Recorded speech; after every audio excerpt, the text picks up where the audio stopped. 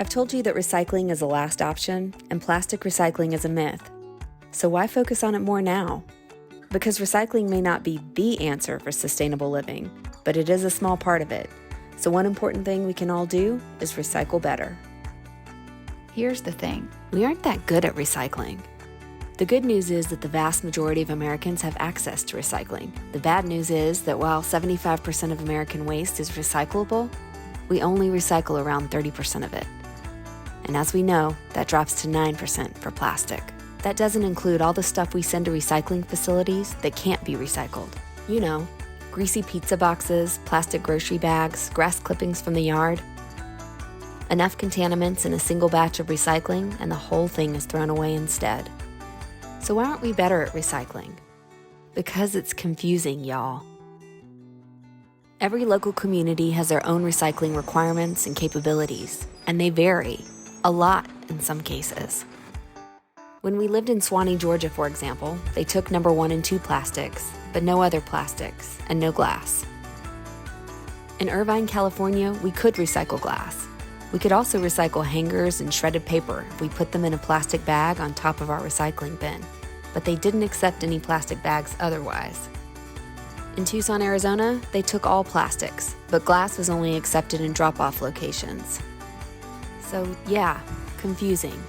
And when we're confused and unsure if something can be recycled, we often wish cycle. You know exactly what I mean. I'm not sure if this can actually be recycled, so I'll throw it in the bin just in case and hope someone else will figure it out. When we do that, all we're really doing is contaminating the batch. So here are 3 concrete practices that can help us all recycle better. Number 1, know what to throw. Learn your local rules of what can and can't be recycled. You can find information on what your city does and doesn't accept on your local city government website. While you should definitely confirm this locally, here are a few things that aren't typically accepted in curbside recycling that might surprise you. Plastic wrap and plastic film. Plastics come in numbers labeled 1 through 7, and though it's not exactly right, generally I think of it as the higher the number, the more difficult it is to recycle. Plastics labeled 1 and 2, things like water and soda bottles, milk jugs, or soap and detergent bottles, are almost always accepted curbside. Number 4 plastic. Plastic wraps and films, on the other hand, are almost never accepted. Those are the soft, flexible plastics you can poke your finger through. Bread and produce bags, shopping bags, dry cleaning bags. They can cause real damage at most curbside recycling facilities because they tend to get wrapped around the processing equipment, jamming it and causing stoppages as workers have to attempt to cut them out. Potato chip, candy, and snack bags. The ones with that crinkly, shiny plastic lining, if you crush it in your hands and it bounces back, it's not recyclable. This one is a bummer because of my fondness for so many foods that come in that crinkly packaging. I guess the fact that my beloved Butterfingers and spicy sweet chili Doritos are not only bad for me, but also bad for the environment is motivation to quit. Or at least cut back. Coffee cups. This one surprised me. I was surprised to learn these typically have a layer of plastic insulation to make them sturdy and prevent leaks, which means that unless otherwise indicated, they can't usually be recycled. So don't forget to bring along that travel coffee mug. Household glass and ceramics. Only food-grade glass is typically accepted curbside, which means no broken drink glasses, mirrors, or windows. Pottery, dishes, and other ceramics also aren't accepted. Textiles and clothing hangers.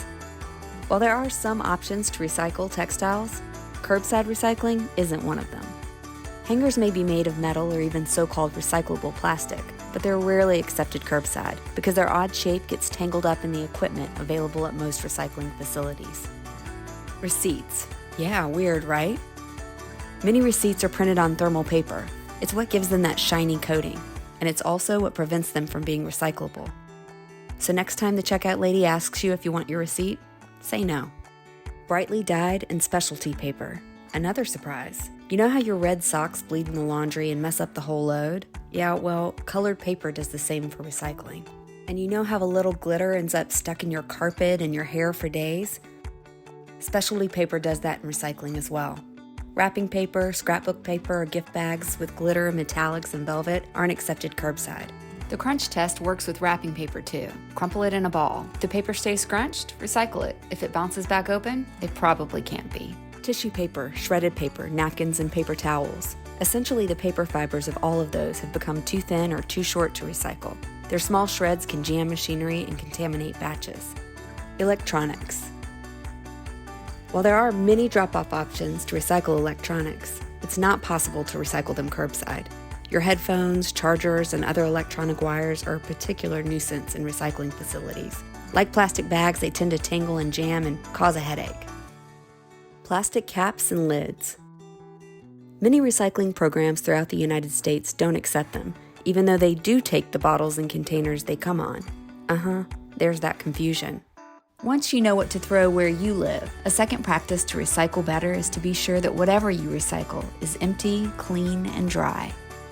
You don't have to lick it clean, but if it's dripping with water or covered in grease or mustard or tuna fish, you can't recycle it. This means no dirty paper plates or greasy pizza boxes. I once read that pizza boxes are perforated because it makes it easier to tear off and recycle the top that usually stays clean while throwing away the greasy bottom.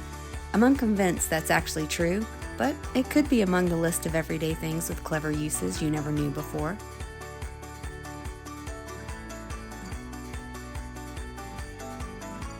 Finally, a third concrete and easy practice to recycle better is to keep recycling out of plastic bags. You can't recycle the bag, so it sort of defeats the purpose. And yet, I did it for years. Now I dump my recycling directly in my bin, and you should too. So that's it. We don't have to be fooled into thinking that recycling is the answer to more sustainable living in order to take seriously the challenge of doing it better. It's not the answer, but it's a part of it. So let's each do our part.